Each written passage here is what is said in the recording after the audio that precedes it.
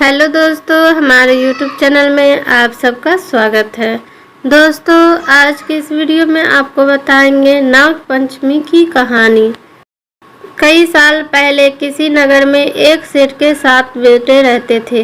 सभी की शादी समय रहते सेठ ने करवा दी।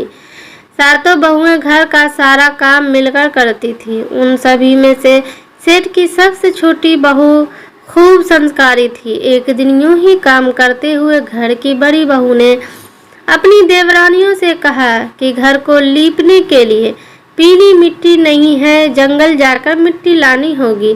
जेठानी के ऐसा कहते ही सभी उसके साथ मिट्टी लाने के लिए निकल गए। सभी खोड़पी से मिट्टी निकाल ही रहे थे कि तभी सबसे बड़ी बहू को एक नाग नजर आया।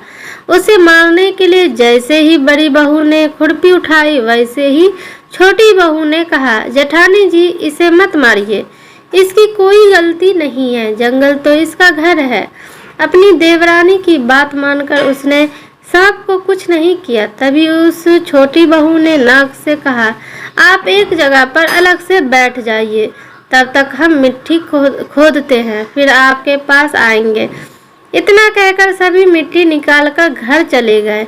सभी के दिमाग से नाग वाली बात निकल गई। अगले दिन छोटी बहू को अचानक से याद आया कि उसने नाग को इंतजार करने को कहा था। वो तुरंत अपनी सभी जेठानियों को लेकर नाग वाली जगह चली गई। वहां देखा तो नाग उन सभी के इंतजार में वहीं पर बैठा था। नाग को देखते ही छोटी बहू ने कहा, भैया कल हम लोग आपके पास आना भूल गए थे। उस बात के लिए हमें माफ कर दो। जवाब में नाग बोला, तुमने मुझे भाई कहा है, इसलिए तुम्हें दंड नहीं दे रहा हूँ, नहीं तो अब तक मैं तुम्हें दंड दे चुका होता। आज के बाद तुम हमेशा के लिए मेरी बहन रहोगी। अब तुम अपने भाई से कोई वरदान मांग लो, मैं तुमसे बहुत खुश हूँ। इतना सब सुनने के बाद छोटी बहू ने नाग को बोला, मेरा कोई सगा भाई नहीं है, इसलिए मैंने आपको भाई कहा था। अब से आप मेरे भाई हो। अब हरदम मेरी रक्षा करना आपका फर्ज है, बस यही वरदान आपसे चाहिए। नाग ने हर कदम पर साथ देने का वादा किया और अपने रास्ते निकल गया। सेठ की सारी बहुएं भी अपने घर लौट आई। कुछ समय बाद नाग इंसान का रूप बनाकर अपनी बहन से मिलने सेठ के घर गया। उसने सेठ से कहा कि मेरी छोटी बहन को बुला दो, वो आपकी छोटी बहू है। पहले तो उसके मन में हुआ कि बहू का तो कोई भाई ही नहीं था, ये कहाँ से आ गया। फिर भी उन्हें अपने छोटी बहू को बाहर बुलाया। नाग ने फिर साथ में बहन को अपने घर लेकर जाने की बात कही। सेठ ने उसकी भी आज्ञा दे दी। तभी नाग ने अपनी बहन से पूछा, कहीं तुम मुझे भूल तो नहीं गई हो। जवाब में बहन बोली, नहीं भैया, मैं आपको बिल्कुल नहीं भूली हूँ। फिर नाग ने कहा, मैं तुम्हें अपने घर लेकर जा रहा हूँ, तुम मेरी पूंछ पकड़कर पीछे चलते रहना। उसकी बहन ने वैसा ही किया। कुछ ही देर बाद वो एक बड़े से मकान में पहुँच गए। वहाँ हर तरफ सोना, चांदी और अन्य कीमती सामान था।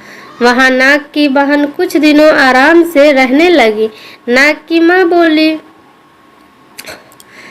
की माँ भी उसे खूब प्यार करती थी। एक दिन नाग की माँ ने छोटी बहू को अपने भाई के लिए दूध से ले जाने के लिए कहा। छोटी बहू ने दूध को गर्म किया और भाई को पीने के लिए दे दिया। अब गर्म दूध पीते ही नाग का मुंह जलने लगा। ये सब देखकर नाग की माँ को बहुत गुस्सा आया। नाग ने किसी तरह अपनी माँ को शांत किया कि उसकी बहन की कोई गलती नहीं है, उसको नहीं पता था कि मैं गर्म दूध नहीं पी सकता। नाग के घर कुछ समय बिताने के बाद सेठ की बहू अपने घर जाने लगी। नाग ने अपनी बहन को खूब सारी दौलत और आभूषण देकर के विदा किया। बहू के साथ घर में इतना सारा धन आते देख सेठ और उसकी जेठानी हैरान रह गई।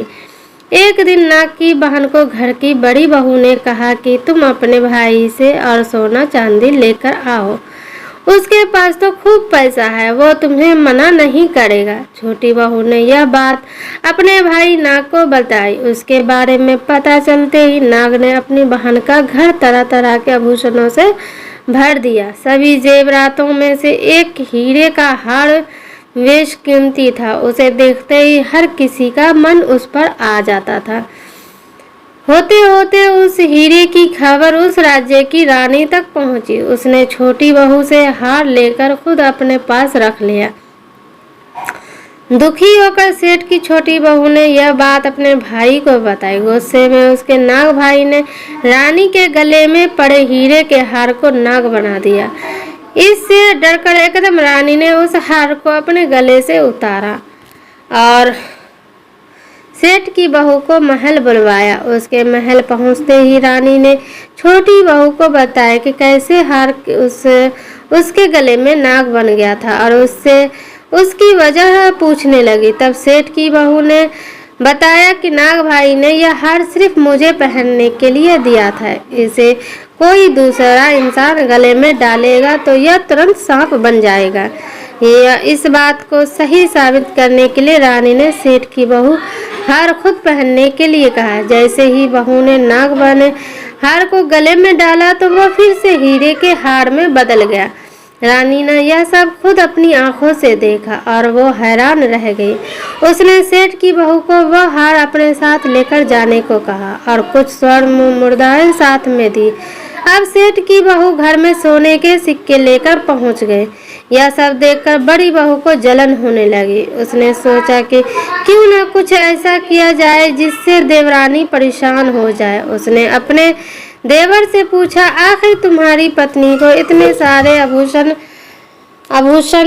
धन से सब कुछ कैसे मिल रहा है? तुम्हें इस पर ध्यान देना चाहिए। यही किसी को कोई इतना सारा धन हीरे जेवरात नहीं दे देता। पता करो कि आखिर मामला क्या है। भाभी से अपनी पत्नी के बारे में इतनी सारी बातें सुनने के बाद उसको अपनी पत्नी पर शक हो गया। उसके हर बातों को वो शक की निगाहों से देखने लगा।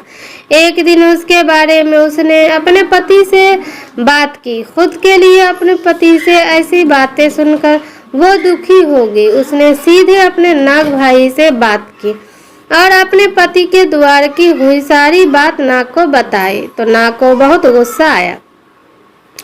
तब नाग सीधे अपने बहन के पति से मिला और बोला, अपनी बहन को सारे जेवरात और धन मैंने तोहफे में दिए हैं। तुम्हें उस पर शक करने की कोई जरूरत नहीं है। वो बहुत ही अच्छी है। अगर आगे से उस पर कोई गलत बात कही तो मैं तुम्हें जिंदा खा जाऊंगा। नाग से यह सब बातें सुनकर सेठ के बेटे ने माफी मांगी और कहा, आज के बाद से मैं कुछ नहीं कहूँगा। आप मेरे ऊपर गुस्सा मत कीजिए। मैं आपकी बहन को किसी तरह का दुख नहीं दूंगा। इतना कहकर वह सीधे घर गया और अपनी पत्नी से माफी मांगी। उसके बाद दोनों खुशी खुशी आपस में मिलजुल कर रहने लगी। इसी तरह सेठ के छोटी बहू हर तरह की मुसीबत में अपने भाई को याद करती और वह उसकी परेशानी को दूर कर देता।